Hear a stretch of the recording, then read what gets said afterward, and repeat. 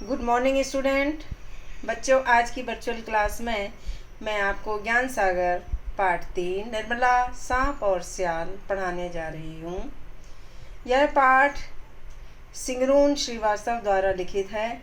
इसमें दो सहेलियों की कहानी बताई गई है, निर्मला और सियाल। निर्मला को अपनी सहेलियों में सियाल लहनू भाई भोया, यानी जो सियाल के पिता का नाम है लहनू भाई भोया, वो अच्छी नहीं लगती थी, क्योंकि उसके व्यवहार और गुणों की सभी प्रशंसा करते थे।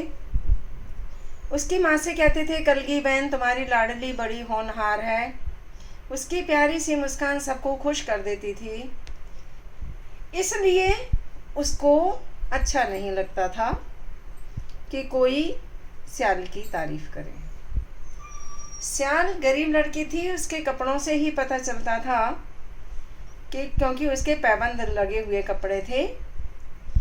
और निर्मला बहुत अमीर लड़की थी, उसके पास इतनी सुंदर चूड़ियाँ थीं और माला इतनी सुंदर थी कि पूरे बरटाट गांव में किसी के पास नहीं थी।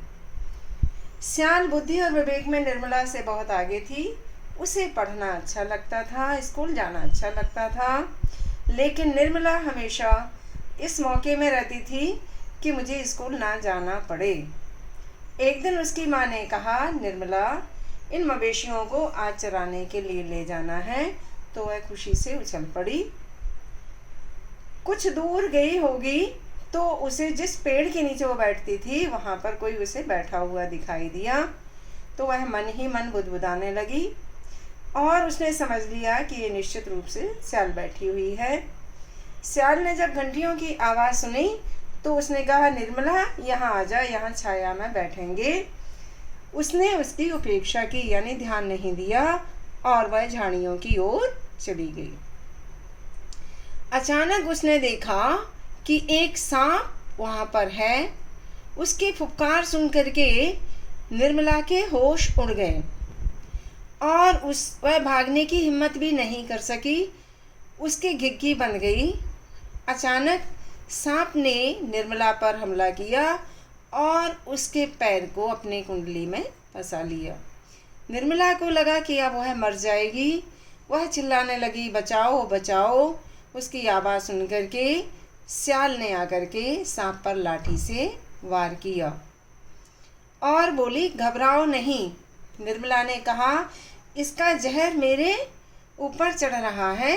उसने कहा, अजगर में जहर नहीं होता, और उसने स्वयं ही उस दैत्य से छुटकारा पाने के लिए खुद ही उसके जबड़े खोलने लगी। बड़ी हिम्मत से उसने निर्मला को बचाने की कोशिश की, और जब उसके जबड़े खुल गए तो एक ही झटके में उसने निर्मला के पैर को निकाल दिया, लेकिन वह स्वयं ही सांप की गिरफ्त में आ गई।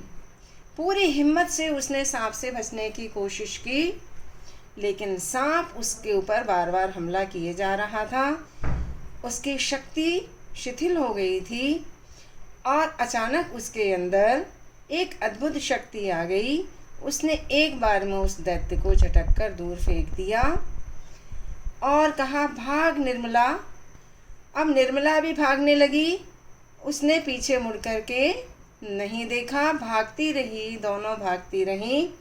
और इसके बाद दूर जाने के बाद उन्होंने देखा कि मवेशी आराम से चल रहे हैं। निर्मला की आंखों में आंसू आ गए। उसने कहा कि तुम मेरी सच्ची मित्र हो, अगर आज तुम नहीं होती तो यह सांप मुझे मार डालता। मेरे पास जो मोतियों की माला है यह मैं तुम्हें उपहार के रूप में देती हूँ। निर्मला ने मोतियों की माला सियाल को दी। सियाल ने उसे सहर्ष स्वीकार किया और बोली, मैं ज़रूर लूँगी। इस तरह से ये कहानी हमें बताती है कि मुसीबत के समय हमें अपने मित्र की सहायता करनी चाहिए। सच्चा मित्र वही है जो मुसीबत में अपने दोस्त को बचाए। तो बच्चों, ये पाठ आपको पढ़ना है और इसके शब्दार्थ याद करने हैं। धन्यवाद।